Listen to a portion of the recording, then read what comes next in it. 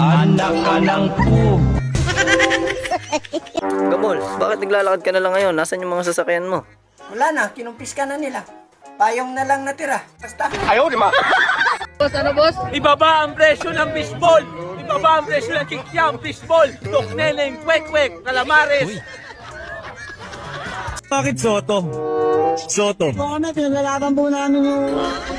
Ano ibig sabihin ng Soto? Ano nini na sa ito? May nilit yung buhay. Meron. Anong pangalan? Meron. Anong pangalan? Tamba daw, tamba. At juday.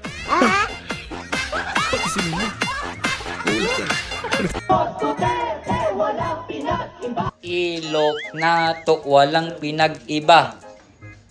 Oh, diba? Walang pinag-iba. Kawawa ang taong bayan para sa taong bayan. Ito ang madalas nating maririnig sa mga makakaliwang grupo na nasa mga kongreso natin. Kasama na rin dyan ang mga dilawan. Palagi na lang ginagamit ang salitang kawawa ang taong bayan para sa taong bayan. Pero sino-sino lang ba ang tinutukoy nilang taong bayan? Alam naman natin na karamihan sa taong bayan na tinutukoy nila ay yung mga kakampi nila sa bundok at yung iba nasa bayan. Madalas nilang gamitin ang salitang kawawa ang taong bayan bilang propaganda upang makaakit ng maraming suporta. Depende yan sa speaker kung corrupt o hindi. Pagka-corrupt ang speaker, ubos ang pera. I am proud to announce to you the first artificial intelligence road the government is setting aside 10 billion for the completion of this project. Thank you.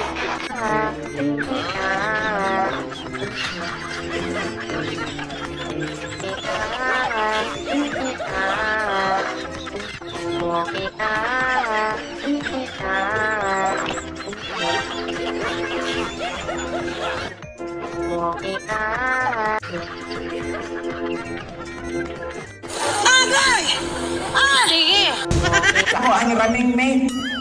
Sabay-sabay tayong babangon muli. Kaya pagkahuman kay Kuan man di ay.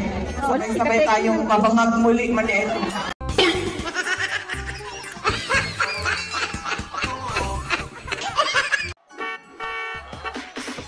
Alright, welcome back to my channel. How is your life over there mga guys? Grabe ang mga kaganapan kanina mga guys doon sa Blue Ribbon Committee. Ito na nga, si Rimulya at saka si Tulfo mga guys. Ang sarap puntog ng mga ulo. No, nagkalat at talagang pakapalan ng mukha itong si Rimulya. So palpal na dyan kay Marcoleta. Huling-huli na, anong sinabi? Pwedeng hindi sundin ang batas. At nag-second demotion pa itong Mr. Pag-grandstanding na si Tulfo. Nangangampan niya na yun daw ang sigaw ng taong bayan. Ngayon, pwede daw niyang i-bend ang batas. Hindi sundin ang batas. Pwede ba yun?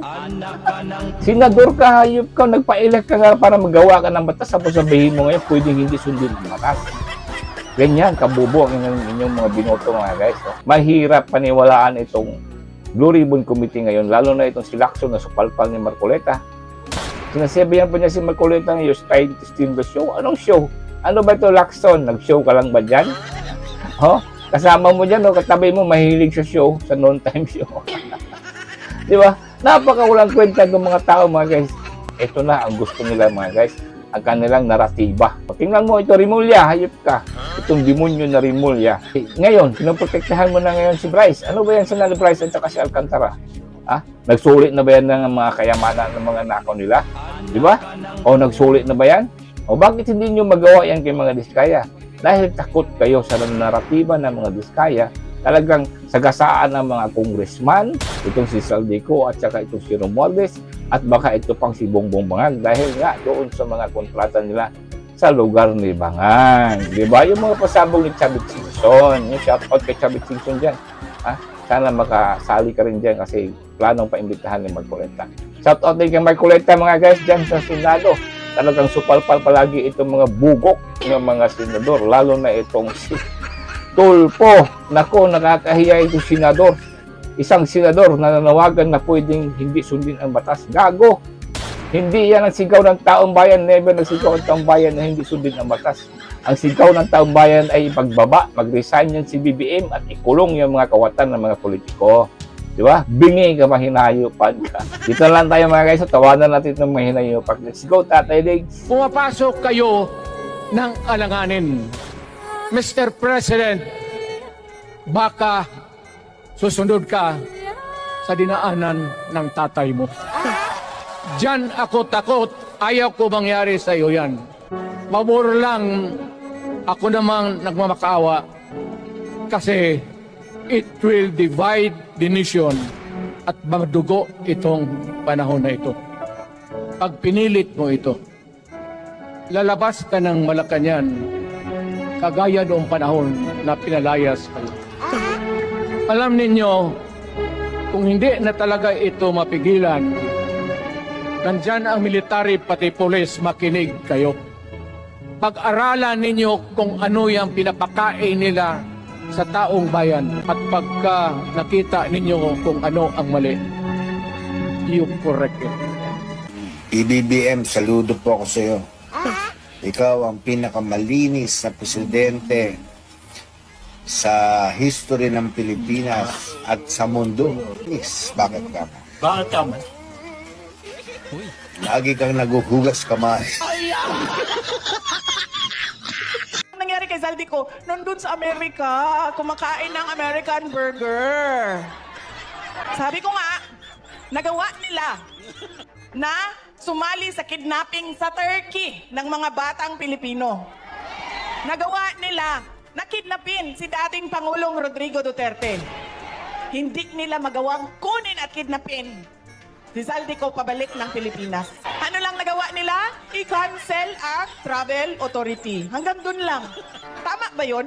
Bilyon-bilyon ang kailangan ko sagutin, tapos ang gagawin mo lang i-cancel ang travel authority? Di ba? Napakadali nun. I-cancel mo. Di aalis akong congressman. Nandito pa rin ako. Sabi niya kanina, ibalik ang pera ng PhilHealth. So ngayon, inaamin mo na kasi hindi lang yon. Hindi ko alam kung nabanggit ni Atty. Vic Rodriguez, kukunin daw nila sa savings. Paano ka nagkaroon ng savings na wala ka pang declaration ng savings? Eh wala ka nga, nagkulang ka nga eh, deficit ka nga eh. Paano ka nagkaroon ng savings?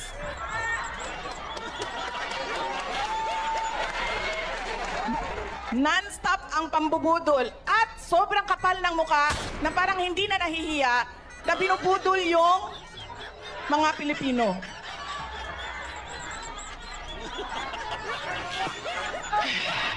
Sa 17 trillion ng utang ang Pilipinas, uutang pa sila. Saan napupunta? Sa korupsyon. Ang gobyerno natin, wala nang mangyayari dahil walang isang salita ang presidente. Walang isang salita yan. Ba't tayo maniniwala? Siya nagsabi, nakakaya kayo. Dapat nakakaya tayo eh. Ayaw ko impeachment, sabi niya. Pumirma yung anak niya una ng impeachment. Madalian niyo yung impeachment. Presidente siya, dapat sinusunod ang mga congressman. Puro tao nila eh. Majority. Ganun ba isang salita? Kung gusto nila, samahan ko sila sa kulungan. Sakripisyo ako. Kung meron sila, inuumpisan nila akong bakbakan. Kung meron sila ang patunay na ako ay corrupt, pakukulong ako. Ang leadership is sacrifice. Maraming listahan, minensyon ko lang yung Ilocos Norte dahil tigaron po ang presidente natin. Yung bagong mayor ng Lawag City ngayon, ang the biggest contractor aside from the Vizcaya.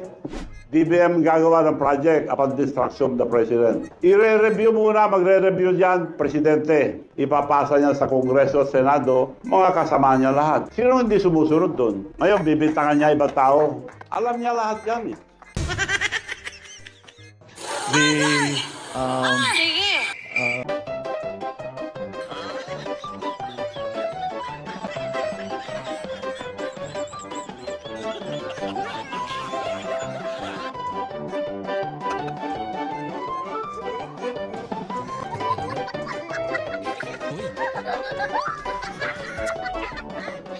maghati-hati sa pondo at mga proyekto. Basta dagdagan mo ang sa akin, marami pa akong ipapa-repair. Ako na talaga ang flood control king ng Pampanga. Tirahan mo naman kami. Akala nila nagsisilbi tayo. Hindi nila alam, pinaghahati-hatian natin ang pondo ng Pilipinas. Selfie muna ang mga buhaya. Ba, nakabalot na daw ng tarpaulin ang bahay ng isang buhaya? Nag-aakusa na nagnakaw si BP Sara. Pero siya ngayon ang nagtatago. Lahat ng mga pinagluluko niya ay nandito na ngayon sa Lunita Park. Asan ka na? Ito na, babalat sa'yo ng buhay. Nagnanakaw sa atin, mga alam na may nagnanakaw pero hindi nagsasalita, mga kasama ng mga nagnanakaw, mga nagtatago ng magnanakaw, isa lang ang kusinangin sabihin sa inyong lahat. Patawad kay Father. Maritis ka! Good morning, Ma'am Risa. Sige lang, nagka-stroke. Nadidisturb yung kaluluwa ko. Masarap ka ni karon sala ni BBM.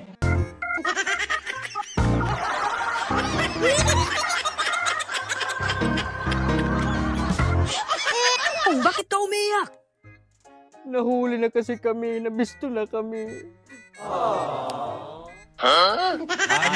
Ayan, shout out kay BP Sara, talaga ang cute, no? Balikan ko lang itong si Tulpo mga guys, hindi pa ako takbo sa'yo, hayop ka. Itong si Tulpo, nagalit doon sa sinabi ni Bryce doon na isang kontraktor na bubisita ng Senado na kuhaan ng CCTV. Hindi ba napunta sa opisina mo, Tulpo? Bakit ka doon ka magagalit sa kontraktor? Ang nag-recommend lang naman yan ng itong staff mo. Di ba? So, kung sasabihin mong corrupt itong kontraktor, ibig sabihin kaibigan ng staff mo ay corrupt. O, baka may plano kayong mangurap. Diyan na. Ito na si Mr. Grandstanding mga guys na sobrang kapal na mukha kasama itong si Rimulya. Ito kasi si Rimulya, no? Tingnan nyo yung mga estilo niya. They are willing to bend the law para lang masunod ang mga gusto nila. So, yun po ang ginagawa nila from the start, lalo na yung paghuli nila kay Tatay Digong. Hindi na sila sinusunod ang batas. Sila na ang nasusunod. Nako, paano na tayo patay tayo lahat? How much more kung magiging ombudsman na itong hinayupak, di ba? Kung gusto niyang arestuhin si BP Sara, siya lang ang masusunod. Kung wala tayong laban. Kaya hanggat maaari, hindi sana yan matuloy na maging ombudsman ng hayop na rin nila yan. Wala talaga ang Pilipinas. Wala na ang justice system. Wala tayong tiwala. Oh? Secretary of Justice mismo kasi ngayon ang nagsasabi na nag-agree siya sa sinabi ni Tulpo na kailangan sometimes yung pagmumukha hayop ka, sometimes i-bend ang law para sa taong bayan. Gago, iba ang sigaw ng taong bayan. Ginagamit mo mga yun ng taong bayan, gago sa kabubuhan mo. Ito na, mga guys, ang senador na binoto nyo, nakakaya itong utak na to. Kung gusto mong magpag-grandstanding, sana naman nasa tama ka. Kasi kahit ang anggulo, mali talaga eh. Hindi pwedeng hindi sundin ang batas. Diba? Mali talaga. Baliktad ka talaga. Alright, thank you for watching mga guys. And again, God bless you all. Of law, Mr. Secretary, you may be disbarred from doing this. Then, it's your opinion, sir. It's your option, sir. Sinabi ko na nga hindi ko opinion ito. Then it's your option, sir. It is what you wish to happen. Like that, you may proceed. Ikaw ang with what you nagbibigay wish. ng opinion, nilalagay mo yung restitution against the goodwill of the possible applicant. It is not in the law. Unless you are able to point out the provision of law that it come before. Hindi ganun eh. Sabi mo na nga, and we admitted, impliedly instituted ang civil liability, but this will come eventually after the court has pronounced kung magkano ibabalik niya kung meron man. Not before. Doon lang magkakaroon ng restitution. It will come after. Paano mo sasabihin na magre-restitute ang isang tao? Meron na bang findings kung magkano i-restitute on how it can be restituted? Nag-a-apply pa lang eh. Huwag po ninyong babaguhin ang requisite ng batas, Mr. Secretary.